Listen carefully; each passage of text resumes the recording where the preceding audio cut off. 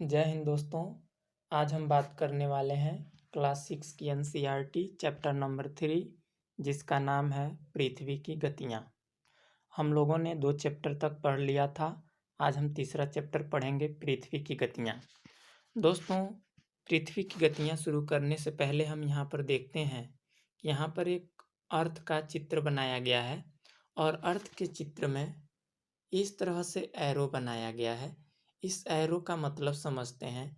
इस एरो का मतलब ये होता है कि जैसे यदि हम डायरेक्शन में देखें तो हमारे राइट साइड में ईस्ट होता है, फिर लेफ्ट साइड में वेस्ट होता है, ऊपर की तरफ नॉर्थ होता है और नीचे की तरफ साउथ होता है। और यह पश्चिम से पूर्व की तरफ एरो यानी तीर को दर्शाया गया है। यानी कि जो हमारी पृथ्वी है पश्चिम से पूर्व की तरफ घूमती है। यानी हम कह सकते हैं कि हमारी पृथ्वी एंटी क्लॉक घूमती है, क्लॉकवाइज नहीं घूमती है। जैसे क्लॉकवाइज का मतलब ये होता है, यहाँ पे 12 है, 12 के बाद 1 आता है, 2 आता है, 3 आता है, यानी कि घड़ी इस तरह से घूमती है, जबकि पृथ्वी हमारी एंटी क्लॉक घूमती है। चलिए हम जानते हैं पृथ्वी की गतियाँ में मुख्य रूप से हमें ज़्यादा चीज़ें नहीं पढ़नी है, बेसिकली उनके बारे में अच्छे से समझ होनी चाहिए। पृथ्वी की गतियों को समझने के लिए हम 2 तरह की गति समझेंगे। पहला हम समझेंगे घूर्णन गति और दूसरा समझेंगे परिक्रमण गति। घूर्णन गति को ही हम परिभ्रमण गति भी कहते हैं, परिक्रमण गति को भी हम जानेंगे। यहाँ पर हम जान लेते हैं कि घूर्णन जो होता है अपने अक्ष पे घूमता है। जैसे मैंने पिछले वीडियो में बताया था कि रियल रूप से पृथ्वी में कोई भी ऐसी सुई नहीं है जिस पे हमारी पृथ्वी मोशन करती है या गति करती है या घूमती है। ठीक है, ये अक्ष हम लोग ग्लोब पर काल्पनिक बनाए हुए हैं। तो घूर्णन में यह होता है या परिभ्रमण में यह होता है कि पृथ्वी अपने अक्ष पे पश्चिम से पूर्व की तरफ घूमती है, जिसको हम परिभ्रमण करते हैं। अब परिक्रमण उसे कहते हैं जब सौरमंडल में पृथ्वी सूर्य का एक दीर्घ वृत्ताकार पथ पे गति करती है। जैसे ये दीर्घ वृत्ताकार हो गया, बीच में सन हो गया और यहाँ पे हमारी अर्थ हो गई। जब यह इस पथ पर गति करेगी उसे कहेंगे परिक्रमण, और अपने अक्ष पे घूमेगी उसे कहेंगे घूर्णन या परिभ्रमण। जब अपने अक्ष पे घूमती है तो इससे दिन और रात होता है, और जब अपने पथ पे घूमती है, अपने अक्ष पे घूमती है तो दिन और रात होता है, और पथ पे घूमती है तो ऋतु परिवर्तन होता है। यानी कि ठंडी, बरसात, गर्मी, ये सब मौसम आते रहते हैं।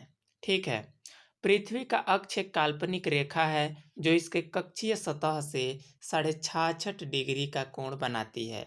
वह समतल जो कक्षा के द्वारा बनाया जाता है उसे कक्षीय समतल कहते हैं। आगे की तरफ हम फिगर में आराम से समझ सकते हैं कि कक्षीय समतल किसे कहते हैं। कक्षीय समतल ये है, जैसे ये क्या है, पृथ्वी का कक्षीय समतल है। पृथ्वी जैसे कि हमारी टिल्टेड है 23.5 डिग्री पे, इसीलिए जब हम इस रेखा को, जो झुकी हुई रेखा है, इस रेखा को हम 3 भागों में बांटते हैं तो हमारी विषुवत रेखा 0 होती है जो टेढ़ी रहती है, और कर्क रेखा भी 23.5 डिग्री पे रहती है, और मकर रेखा भी 23.5 डिग्री पे रहती है। और जो है बीच वाली यह रेखा है, इस तरह से पृथ्वी ग्लोब को, चाहे पृथ्वी को, ऊपरी नॉर्थ हेमेस्फेयर और साउथर्न हेमेस्फेयर में जो रेखा बांट रही है, यानी ये वाली रेखा सीधे ऊपर ऊपर और नीचे का नीचे, इसको ही हम कहते हैं पृथ्वी का कक्षीय समतल। चलिए आगे का कंसेप्ट समझते हैं। पृथ्वी सूर्य से प्रकाश प्राप्त करती है। पृथ्वी का आकार गोल के समान है, इसलिए एक समय में सिर्फ इसके आधे भाग पर ही सूर्य की रोशनी प्राप्त होती है, और सूर्य की ओर वाले भाग दिन होता है जबकि दूसरा भाग रात होता है। अब देखिए यहाँ पर हम देख लेते हैं, यहाँ पे हमारा सन है और यह हमारी पृथ्वी है। पृथ्वी हमारी गोले के समान है। गोले के जब समान है तो एक तरफ जिस भाग में सूर्य की रोशनी जाएगी उधर दिन होगा, और जिस साइड सूर्य की प्रकाश नहीं जाएगा, उधर रात होगा। अब यहाँ पे पिछले वीडियो वाला कंसेप्ट जो मैंने छोड़ा था वह यहाँ पे बताना चाहूँगा। मैंने पिछले वाले वीडियो में कहा था कि ग्लोब को या पृथ्वी को जो ईस्टर्न हेमिस्फेयर और वेस्टर्न हेमिस्फेयर अर्थात पूर्वी गोलार्ध और पश्चिमी गोलार्ध में जो बीच में से रेखा बांटती है वह प्राइम मेरिडियन हो जाती है। लेकिन जो ग्लोब को दिन और रात में जो लाइन बांटती है उसे सर्कल ऑफ इल्यूमिनेशन अर्थात परिदीप्ति वृत्त कहते हैं। यानी कि जो दिन और रात में जो दो भागों में बांटती है उसको हम कहते हैं परिदीप्ति वृत्त, इंग्लिश में कहते हैं सर्कल ऑफ इल्यूमिनेशन, यानी कि प्रदीप्ति वृत्त। घूर्णन, हाँ, ये अपने अक्ष पे घूमते समय में 24 घंटे का समय लेती है। कितने घंटे का समय लेती है? 24 घंटे में। यानी कि हम पिछले वाले वीडियो में टाइम जोन के बारे में बात कर चुके थे। जैसे हमारी देशांतर रेखाएं 360 हैं, 360 में जब हमने 24 से भाग दिया था तो हमारा आंसर क्या निकल के आया था? 15 डिग्री। और 15 डिग्री को जब हम 1 घंटे में 15 डिग्री घूम रही थी, 1 घंटे में 15 डिग्री घूम रही थी, तो 1 डिग्री घूमने में लगा समय हम लोग निकाले थे 4 मिनट। और अपने भारत का जब मानक जो समय रेखा थी उस रेखा 82.5 से हम जब 4 मिनट में गुणा कराए थे तो हमारा निकल के आया था 330 मिनट अर्थात 5.5 घंटे। यानी कि 5.5 घंटा हमारी जो भारत है वह प्राइम मेरिडियन से क्या है? प्लस में है, 5.5 घंटा आगे में है। अब जो पृथ्वी की जो घूर्णन होती है उसको हम दैनिक गति भी कह सकते हैं। अब देखते हैं, अगर यहाँ पे क्वेश्चन है कि अगर पृथ्वी घूर्णन नहीं करे तो क्या होगा? इसका आंसर ये होगा कि सूर्य के तरफ वाले पृथ्वी के भाग में हमेशा दिन होगा, जिसके कारण उस भाग में गर्मी लगातार पड़ेगी और दूसरे भाग में हमेशा अंधेरा रहेगा एवं पूरे समय ठंड पड़ेगी। इस तरह की अवस्था में जीवन संभव नहीं हो पाएगा। दोस्तों, क्या आप जानते हैं कि प्राचीन भारतीय खगोल शास्त्री आर्यभट्ट ने बताया था कि पृथ्वी गोल है और अपने अक्ष पर घूमता है, यानी कि घूर्णन करता है। पृथ्वी की दूसरी गति जो सूर्य के चारों ओर कक्ष में होती है उसे हम क्या कहते हैं? परिक्रमण कहते हैं। पृथ्वी एक वर्ष में 365/1/4 अर्थात 365 दिन 6 घंटे में पूरा करती है। लेकिन 6 घंटे हम नहीं जोड़ते हैं और वह यही 6 घंटे बढ़ करके 4 साल बाद 24 घंटे बना लेते हैं। और 24 घंटे जब बना लेते हैं तो 24 घंटे इक्वल टू 1 दिन बढ़ जाता है और वही एक दिन 29 फरवरी हो जाता है। 29 फरवरी हर लीप वर्ष में आता है। लीप वर्ष जांच करने के लिए जो भी सन चल रहा है यदि हम उसमें 4 से भाग दें, 4 से क्यों भाग देंगे? क्योंकि यही 6 घंटे कितने समय बढ़ रहा है? 4 साल बाद जा कर के वह 24 घंटे बना रहा है। जब हम 4 से किसी भी सन में डिवाइड करेंगे, यदि वह सन पूरा पूरा कट जा रहा है तो हम समझ जाएंगे कि इस वर्ष फरवरी का महीना 29 दिन का होगा।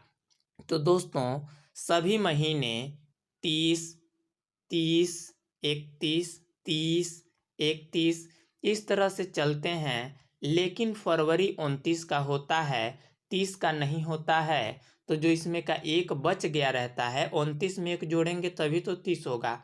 तो जो ये एक दिन बच गया होता है, इसी दिन को उठा करके अगस्त में डाल दिया गया है। यानी कि वे कौन से महीने हैं जो लगातार 31 दिन के होते हैं? तो हमारा आंसर होगा जुलाई और अगस्त। जून के बाद जुलाई आता है तो जुलाई 31 दिन का होता है, लेकिन जून 30 दिन का हुआ, जून 30 दिन का हुआ, जुलाई 31 दिन का हुआ, फिर अगस्त 30 दिन का होना चाहिए, लेकिन अगस्त भी 31 दिन का होता है। इसी एक दिन को लेकर के अगस्त वाले में जोड़ा गया है और अपने यहाँ ग्रिगोरियन कैलेंडर के हिसाब से कैलेंडर है हम लोगों का। अब हम इसके परिक्रमण गति को थोड़ा समझ लेते हैं। परिभ्रमण गति को हम लोग यहाँ पे समझ लिए थे। परिभ्रमण अर्थात बोले तो घूर्णन गति को, यानी कि घूर्णन गति अपने अक्ष पे करती है, जिसके वजह से सूर्य का एक तरफ वाला भाग उजाला होता है, इसके पीछे वाला भाग अंधेरा होता है। यहाँ पर मैं एक और कंसेप्ट समझा देना चाहूँगा, हो सकता है ये बाद में कंसेप्ट आए। जैसे कि हम कहते हैं कि कहाँ पे 6 महीने का दिन और 6 महीने का रात होता है। तो दोस्तों यहाँ पे मैं बता दूं पृथ्वी की गतिया में ही, चलिए आगे देख लेते हैं, आ जाएगा, अभी बता दे रहा हूँ। देखिए ये सूर्य हो गया, बीच में क्या है, सूर्य है, पृथ्वी है, पृथ्वी है, पृथ्वी है, पृथ्वी है, हमेशा ये 23.5 डिग्री पर क्या हुई है, झुकी हुई है। ये भी कहा जा सकता है यदि पृथ्वी 23.5 डिग्री पे न झुकी होती तो शायद ऋतुओं में परिवर्तन जिस तरह से देखने को मिलता है इस तरह से देखने को नहीं मिलता। अब यहाँ पे मैं एक और चीज़ बता देना चाहूँगा, जो सूर्य की गति है वे मात्र दो रेखाओं के बीच में ही रहती है, दो अक्षांशों के बीच में ही। और वह दो अक्षांश कौन कौन से हैं, जैसे यहाँ पे हम समझ लेते हैं। यहाँ पे है कर्क रेखा और यहाँ पर है मकर रेखा। सपोज यहाँ से सूर्य जनवरी में चालू किया चलना, जबकि सूर्य नहीं चलता है, पृथ्वी चलती है, सूर्य का प्रकाश चल रहा है।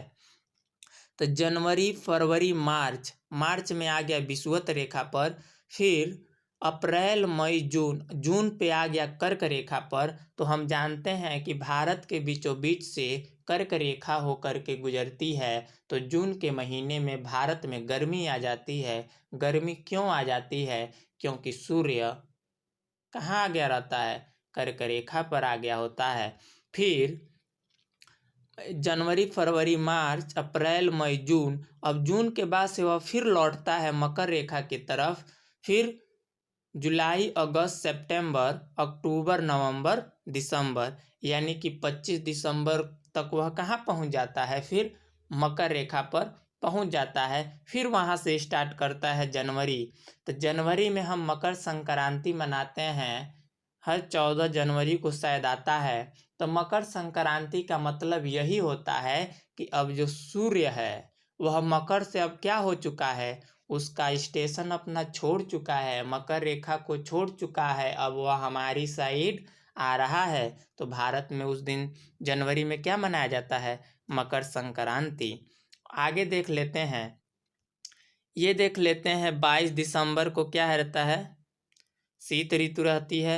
21 मार्च को बसंत ऋतु, 21 जून को भी ग्रीष्म ऋतु रहता है, 23 सितंबर को शरद ऋतु रहती है।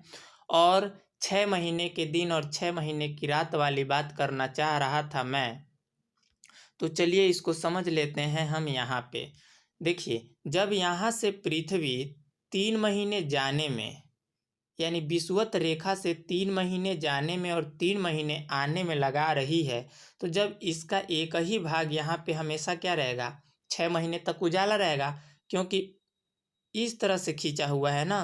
तो ये वाला भाग हमेशा अंधेरा रहेगा, क्योंकि प्रकाश इस तरह इसी लाइन पे रह जाएगा, जो लंबवत ये सीधा पड़ा हुआ है।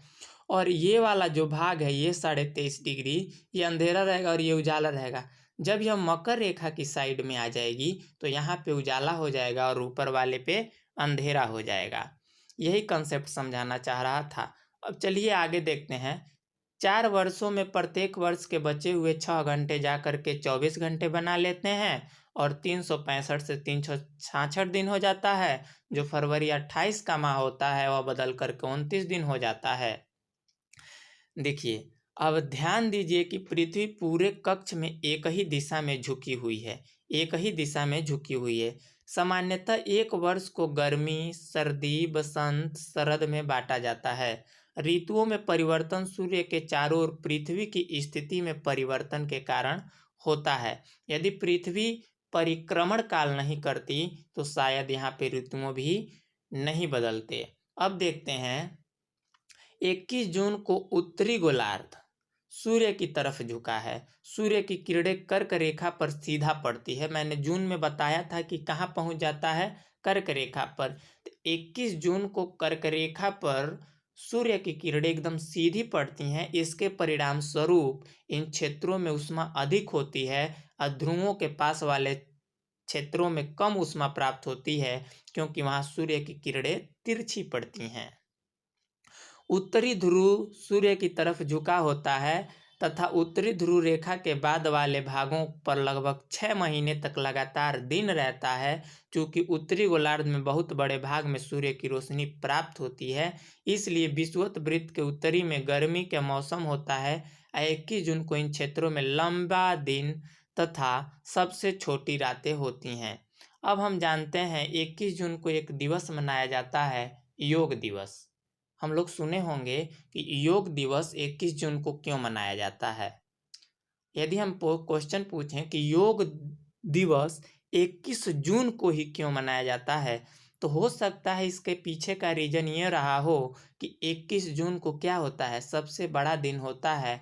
लोग तो मतलब 12 महीना 365 दिन अपने काम में बिजी रह रहे हैं, लेकिन उस जून के दिन जब 1 घंटा समय बढ़ जाता है दिन का, चाहे 2 घंटा समय बढ़ जाता है दिन का, तो कम से कम उस दिन तो लोग अपने सेहत पे ध्यान दे लें। हो सकता है उसी थॉट को लेकर के, उसी अप्रोच को लेकर के 21 जून को योगा दिवस रखा गया हो।